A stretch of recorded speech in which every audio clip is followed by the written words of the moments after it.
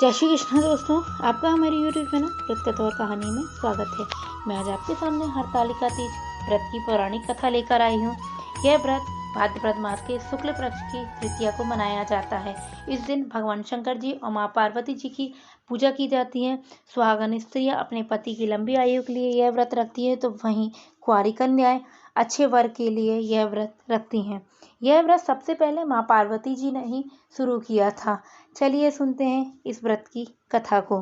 हरतालिका तीज व्रत के महत्व की कथा भगवान शंकर जी ने पार्वती जी को उनके पूर्व जन्म का स्मरण कराने के लिए सुनाई थी, जो कि इस तरह है।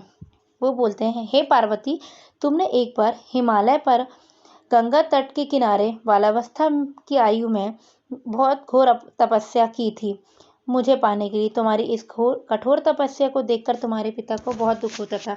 एक दिन तुम्हारी इस तपस्या और तुम्हारे पिताजी के बीच क्लेश के कारण नारद जी तुम्हारे पिताजी के पास गए और बोले, हे राजन, विष्णु भगवान ने आपकी कन्या से विवाह करने का प्रस्ताव दिया है। उन्होंने इस कार्य के लिए मुझे आपके पास भेजा है और तुम्हारे पिता ने इस प्रस्ताव को स्वीकार कर लिया। इसके बाद देव ऋषि नारद जी भगवान विष्णु जी के पास जाकर बोले, हिमालय राज अपनी पुत्री पार्वती जी का विवाह आपसे करना चाहते हैं। विष्णु जी भी इस बात के लिए राजी हो गए। जब तुम घर लौटी तो तुम्हारे पिता ने तुम्हें बताया कि तुम्हारा विवाह विष्णु जी के साथ तय कर दिया है। यह बात सुनकर तुम रोने लगी और बहुत दुखी हुई। जब तुम्हारी सखी ने तुम्हारे रोने का कारण पूछा तो तुमने उसे अपनी सारी व्यथा बताई और कहा, मैं भगवान शंकर से विवाह करना चाहती हूँ और उसके लिए मैं कठोर तपस्या करके उन्हें प्रसन्न कर रही हूँ। और इधर हमारे पिताजी विष्णु जी से मेरा संबंध कराना चाहते हैं। क्या तुम मेरी कुछ सहायता कर सकती हो? अन्यथा मैं अपने प्राण त्याग दूंगी। तुम्हारी सखी बहुत दूरदर्शी थी।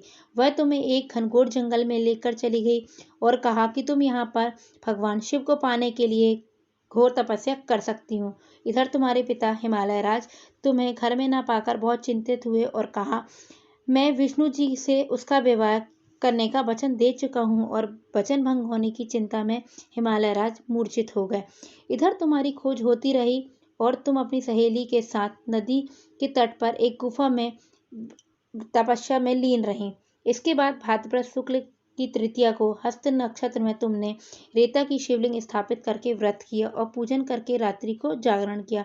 तुम्हारे इस कठिन तप से मेरा आसन डोलने लगा। मैं तुम्हारे पास तुरंत ही पहुंच गया।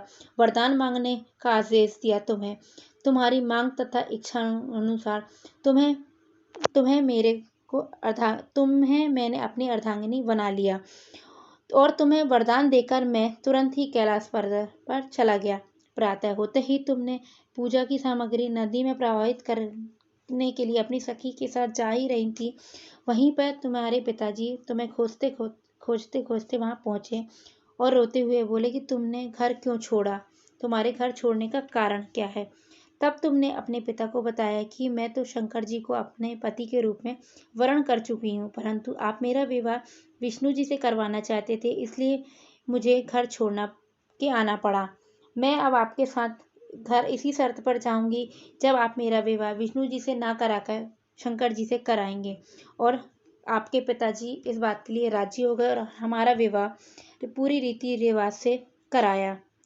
इसलिए इस व्रत को हरतालिका इसलिए कहते हैं क्योंकि पार्वती जी की सखी उसे पिता के घर से हरण करके घनघोर जंगल में ले गई थी। हरत अर्थात हरण करना तथा आलिका अर्थात सखी सहेली, तो हरत प्लस आलिका हरतालिका। और भगवान शंकर जी ने पार्वती जी को यह भी बताया कि जो भी स्त्री इस व्रत को परम श्रद्धा से करेंगी उसे तुम्हारे समान ही अचल सुहाग की प्राप्ति होगी।